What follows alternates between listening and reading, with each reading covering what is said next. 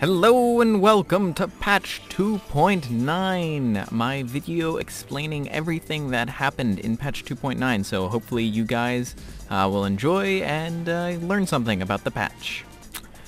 Biggest thing is that the new knot Nibs has been added to the game. I guess we could have expected her coming out with the voice and soundtrack coming out. It wasn't surprising that a new thing has been released. But if you'd like to see her in more use, I talked about her in other videos. A new skin has been introduced, the Battle Nibs and Zurion. What's going on? Robo Scoop has been added. It's a specialty premium / exclusive skin for Scoop that will be given away at the PAX East booth, so that's kind of cool. A new announcer, Wraithlord Scoop, has been added as well. Custom game settings has been given to everyone. In the past, if you didn't have the Starstorm expansion, you were limited to a couple of options, but now everyone has access to all of the options just to open up these sort of custom games to everybody. Unfortunately for Meesp, the Vinny and Spike bot has been removed due to its inability to play as well as the other bots. Also, the following bots have been updated with new versions: Ayla, Clunk, Derpl, Leon, Lone Star, Penny, Raylan, Scoop, Scree, and Yuri. All of those have received an update to their bots, so they should perform even better. The global chat has been changed a little bit. They've removed all of the separate language rooms and the waiting for game room. The general chat automatically starts up when you start up the game, so you're automatically logged in. You don't have to press this button. And also, the first 3 lines of text get shown when the chat window is minimized, so you still can see what's going on. A lot of new sound effects have been added to the game for the menu scrolling sort of sound, the bot picking. You get sort of this more electronic-y, mechanical rumbling and that little startup sound there. They've shortened the length of names and various things like this so that it won't break the interface when there's tons of characters in a name. There was a bug that the character animation would stop whenever you would select the thing, but that has been removed. It continues to be animated. Occasionally, the leaderboards would display that you're not actually ranked, but now that sort of bug has been removed. In the DLC store for the announcers, it now has a little tick mark to show which of the announcers you own. Russian has been changed to the same font that every other language has been used, because I guess it's Cyrillic. It took them a while to get it in the same font as everyone else. So they fixed a bug with the replay system that makes other languages actually supported when used with the replay system. They actually have the correct tooltips in the right language when you have it set to something else. There's a fixed bug in split screen mode where, depending on who clicks escape, they actually get to control the menu. See, in this one I'm using a controller, and when I try to use the mouse, it doesn't actually work. So it actually properly uses the menus based on which person clicked the escape button. They also fixed a couple of bugs when it comes to split screen, a flickering open button in control schemes button when using Xbox 360 controllers, conflicting keyboard control schemes when using keyboard and mouse A and keyboard B, also fixed vice versa for keyboard and mouse B and keyboard A. Static controls can now be switched between their default value and disabled, effectively allowing use of custom key through the alternate key column, and fixed ordering of buttons for controller / keyboard input in the game menu. The hummingbirds have been reduced in the amount of health that they have. This includes Genji's created ones from his polymorph upgrade like this. They get reduced health. Their health has been reduced from 550 to 400, and that also includes, so they're a little bit more brutal. They still pack the same punch, but they just don't have as much health. This also gets applied to the hummingbird droid that gets released by Raylan's time rift, so a lot less health and a lot more brittle. Also, the shield of all hummingbird droids have been removed, so they're even more brittle. They don't get any extra health when facing turrets. They fixed an issue where Wraithstone would sometimes not actually give you any extra health from killing critters, so they fixed a couple of bugs involving that. They fixed a couple of platforming issues with platforms, and with Scree's Totem, you no longer can get stuck on those and not be able to jump down, which has been a pretty big problem with the Scree's Totem especially. Apparently there was a bug where you could get hit with turret bullets and other bullets in between the path of your teleport and the actual end location here. So if there was a bullet anywhere from this position to where I just teleported to, in that moment I teleported, in the past you could get hit by it, and they removed that bug. A lesser-known function of the menu system is the mute button right here, which will mute the communications between you and the other players. These are bots, so they don't actually have it because I don't want to jump into a real game while making this video. But these will actually properly mute attack, help, and defend commands from other people. So instead of just taunts, it will actually stop all voice communication. They've also fixed a bug where Solar Crab Burgers and Medican will always be in these slots. Occasionally they used to switch around, and I know I ran into that problem before where I thought Regen was here and Solar Crab Burgers was here, and I clicked Solar Crab Burgers even though I wanted Regen, and like quickly went away, and then it's like, oh well, now I wanted Regen and I don't have the money for that. But they fixed that bug now. So they've made a couple of changes to Ayla, and the quote from the patch notes is, "These changes are intended to make Ayla's playstyle more active and more interesting. These changes are not intended to be a nerf or a buff, just to make her play differently." Her chain whack now has 20% lifesteal on base, so she automatically gets some lifesteal ability and a little bit of sustain, which is nice because that means most of her abilities work on lifesteal. Oh boy, he dead. He dead. The range has been also slightly increased from 2.5 to 2.6, so it's not a huge increase, but it's still slight, and it gives you a little bit more range to use on the thing. Because of this innate lifesteal on her chain whack automatically, Hungry Zurian only adds 20% lifesteal as opposed to 30%. So rage damage has been increased from 60 to 70 per hit, so every time her little tick gets there, it's a little bit extra damage. Also, the damage done to her is no longer a flat base damage of 64 damage to herself. It's based on your total life pool, so if you have a ton of health, then it will hurt you more than if you have a little bit of health and using the rage ability. So it's now percentage based instead of a flat amount. Similarly, Rage now deals a flat amount of lifesteal instead of a percentage of the damage, 15 lifesteal instead of 33%. To sort of counteract these changes, Angry Drawings no longer deals extra damage to you, because it's sort of understanding that if you get more health, then it's actually going to hurt you more. So it just sort of changes the way you play her. The same thing with Fury Jawbreakers. They removed the damage, the increase in self-damage as well to that. The effect of Rubber Band Ball has been removed and replaced with something different. She now leaves a trail behind her, which she can pick up after Rage as ended, and healing her for 20 per stage. So it's sort of like these little pickups that she can get that increase her health just a little bit and her attack speed. And finally, Blue 3-Wheeler's effect is replaced and will now reduce self-damage by 1.5%. There have also been a couple of changes to Coco. Her total health has been reduced from 1,300 to 125. A little bit of a health decrease. The base slow power has been reduced from 20% to 10%, so it just slows down things at half as much as it used to, at least on base. To sort of counteract this, Disruptor and Siphon Disruptor have been increased slightly because the base has been decreased. It's actually a nerf and not a buff because the total amount of slowing power has been decreased. And finally, Silver Coating Speed has been reduced by 10%, so she isn't quite as ridiculously fast as she used to be. Derpl has also been given a couple of changes. Hollow Point Bullets have been reduced to... where are they? Have been reduced from 220 to 195 solar per stage. Deployment pads has been reduced from 160 to 120 solar. Solid Fist missiles, price reduced from 225 to 200 solar.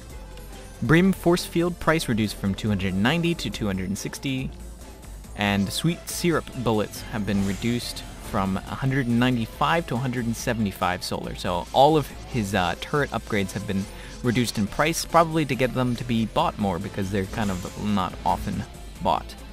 The range of the Gatling gun has been increased by 10%, so he can fire just a little bit farther than he used to be able to.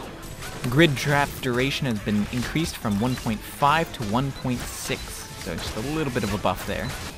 Empowered grid snare duration increased from 0.5 to 0.6 for both stages, so just a little bit of a buff there as well. And the collision size of the bullets has been changed to better affect the actual size of the bullets. As you can see, I'm firing just above it, and it's only hitting it till it's actually getting kind of close to the turrets. So just a little bit better representation of the actual size of the bullets. Now on to Froggy. The tornado damage has been reduced by half per tick, but it has been given ticks twice as much. So it's the same amount of damage, it's just spread out a little bit more evenly to make it easier to hit all of the more frames of damage. Instead of there being a couple of ticks, it happens more often, so it's easier to hit. Mutant Worms Limited Ninja Edition now gets triggered when the ground pound effect of Hammer Pants has been used. Ice Cube slow duration increased from 2 seconds to 2.5 seconds, and Hammer Pants will receive the effects from from this Ice Cube. Also, the base damage for Tornado has been increased from 75 to 83. The Caterpillar King statue collision box of the returning healing shot is now consistent with the other projectile part of this shot.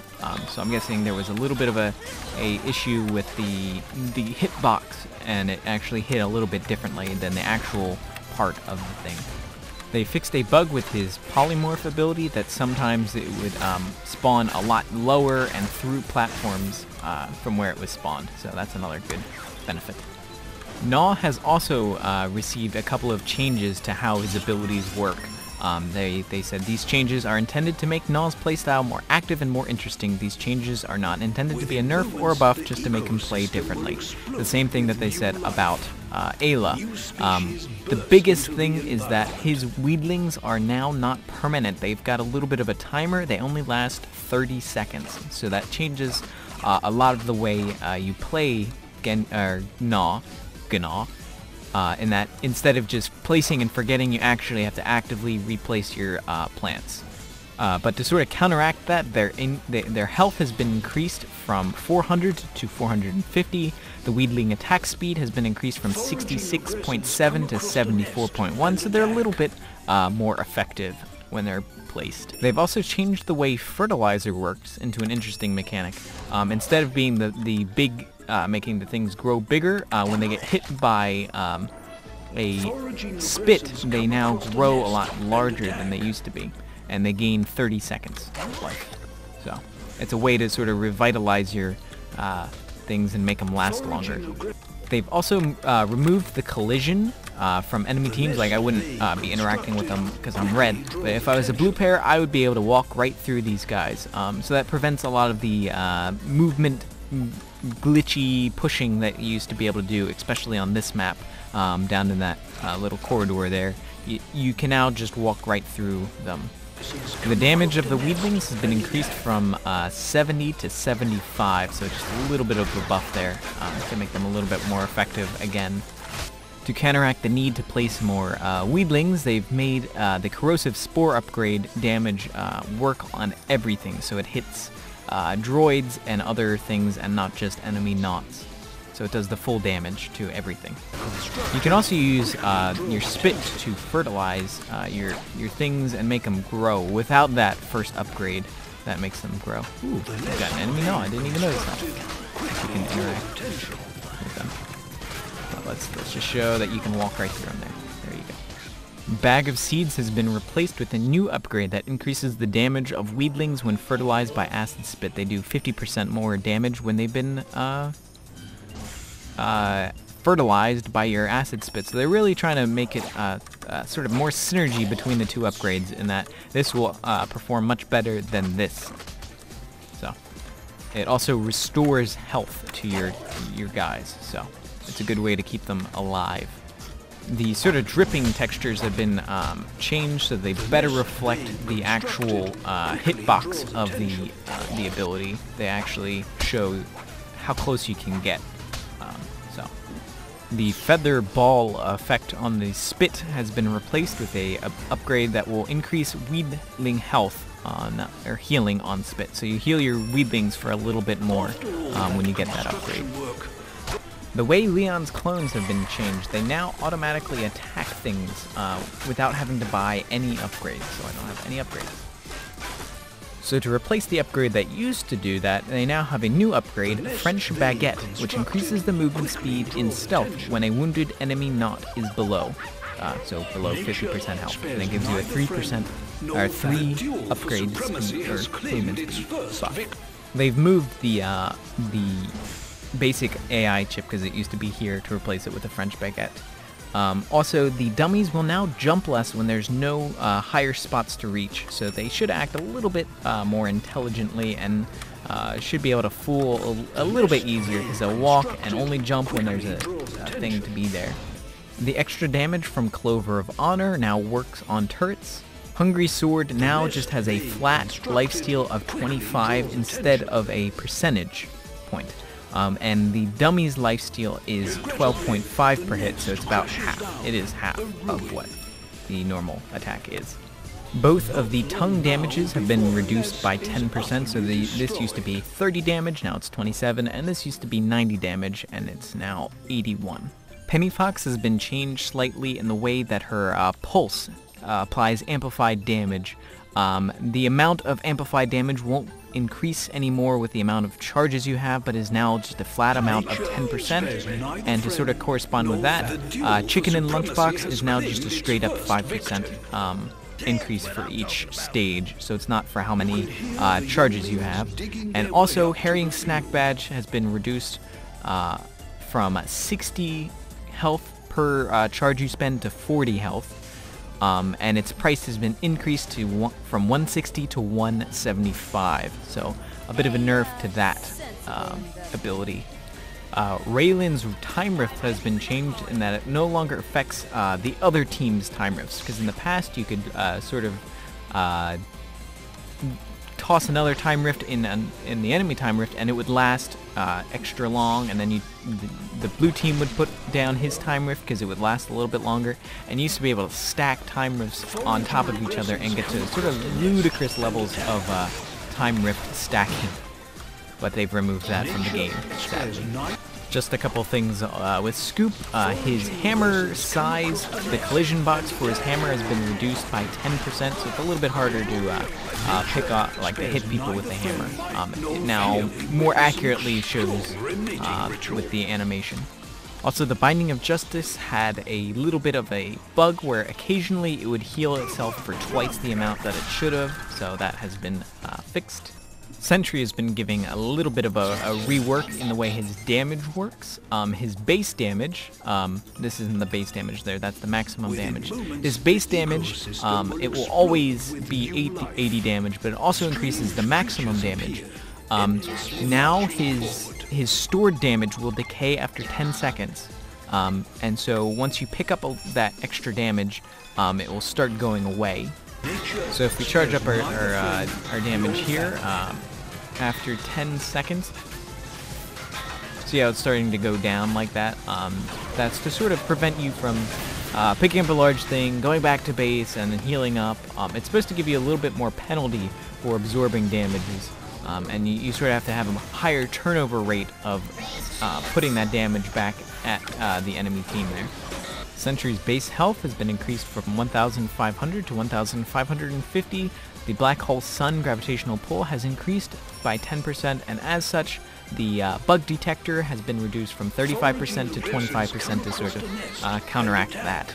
Also, the Black Hole Sun minimum and maximum damage have been increased by 50, so it packs a little bit more punch out of the gate there. Swiggins' anchor hook now has a visual indicator as to when you actually have something hooked, and it actually has an error there. They've also worked on making it a little bit more stable so that it works a lot better and that it just functions a lot better. If you teleport away while stuck in an anchor hook, it will actually break the anchor hook. And anchor hook stun duration decreased from 0.2 seconds to 0.1 second. And they also resolved a issue where Pool Boy could be triggered twice in succession.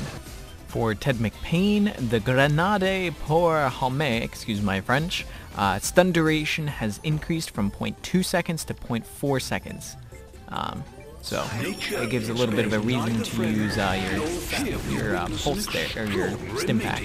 Sniper Toothbrush has been increased from 25% to 30%. Wheelbarrow with ammo has been reduced from 250 to 180 per stage. The double RPG upgrade has been increased from 170 solar to 190 solar. And finally, Voltar has received a couple of changes. Happy Thoughts now increase the max healing of the wave by 25 by each stage. And Euphoric Thoughts, where is Euphoric Thoughts? Euphoric Thoughts increases the healing power of a max charged healing wave.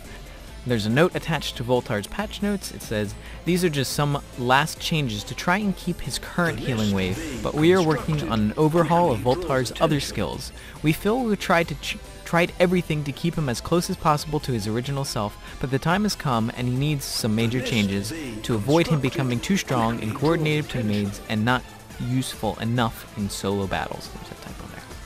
So that has been my patch 2.9 video. A lot of it has just been a little bit of tweaking with characters, and of course the introduction of Nibs. Very cool, and I can't wait to try her out and see what she's like to play against. But anyway, this is going to be it for this video, so thank you for watching. I will see you in the next patch.